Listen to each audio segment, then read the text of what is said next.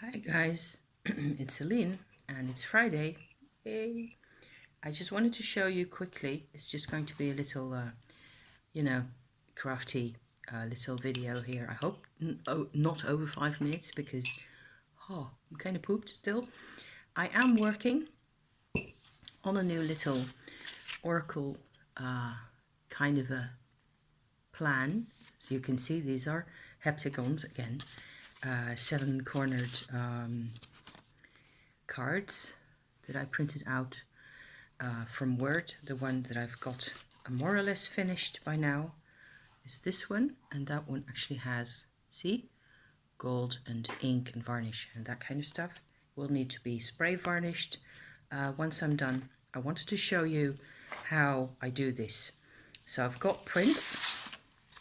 I've got 2 more sheets of 2 each here, like these cards over here, for example. They look kind of pale and faded.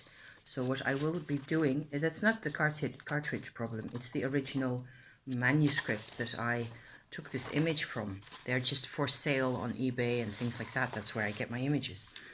This one I will fill in this Sanskrit symbol in the middle here with my gold paint, which is this one. It's actually a textile paint, fairly thick, but it holds up really beautifully, I found, on my cards, especially if I spray varnish them later. The prints, as I have them here, I will cut out each image, each each card, and then it goes onto a leftover piece of wallpaper that I've got. This is actually the front side of the wallpaper. You can't really tell the difference. This one's slightly flatter and a bit paler in colour. Doesn't really make a difference because it only serves as a support in the middle. And the backs, which look like this for now, is this cardboard, this brown, fairly thick, sturdy type cardboard. I've made smaller cards with only the cardboard and no wallpaper, but for this size of thing I really wanted them to be quite sturdy and not too floppy, floppy disk kind of a thing. I wanted them to be meaty and solid, and I'm making a deck for myself out of images that I find on the internet. That's where all the series of images, I have 11 so far. They represent parts that I recognize from my Tumo practice and my Kundalini yoga interaction things that are going on. And it's rather personal. I may go into a bit more detail at some point. I don't know. I'll have to wait and see. It's it's gotten to be hefty. The process, the actual meditation, it's hard work, and it takes up a lot of energy. I can see how it remodels me on the inside, and that's really good. But it's an effort, and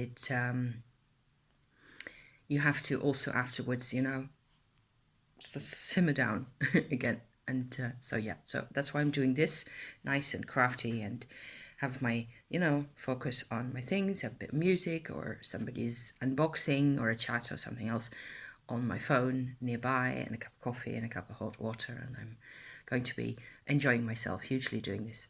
But I wanted to show you my materials. So cardboard, wallpaper, computer print, important, AF, as they say, wallpaper glue.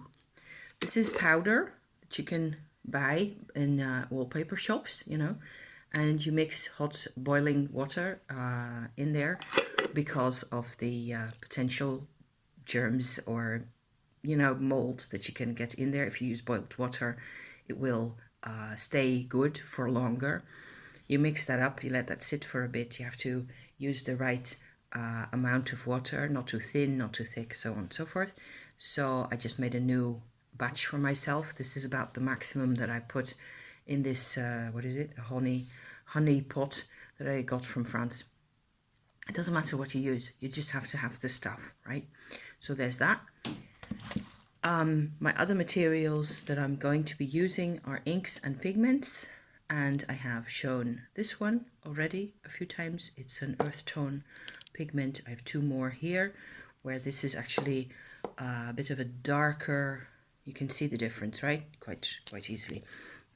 Pigment, I have a dark blue also, which is really pretty, and a dark blue ink. I have a white ink, which looks like this. It's called Ecoline. It's our brand over here that we use. It's a fairly thick type of ink, so it looks more like paint actually. The gold stuff, and I've got one more important element. This is you can't see this now because it's a brown bottle, but there's a dark brown, see? A dark brown, what's that called? Burnt umber pigment in here now. I'm going to add to that this stuff, which is my last, the last of my powdered gum Arabic that you can just buy in the shop, in the artist supplies shop just as easily. This goes in here, more hot water for the same reason as with the other one. I'm going to try and see if I can stick that in here without spilling everything. Do this over the top of the, you won't be able to see that, over the top of the little pot here. So you get, maybe you can see there's a white layer over the top. See, that's my gum Arabic. That serves as it makes it like a bit more sticky, keeps better. It makes it into actual paint, really.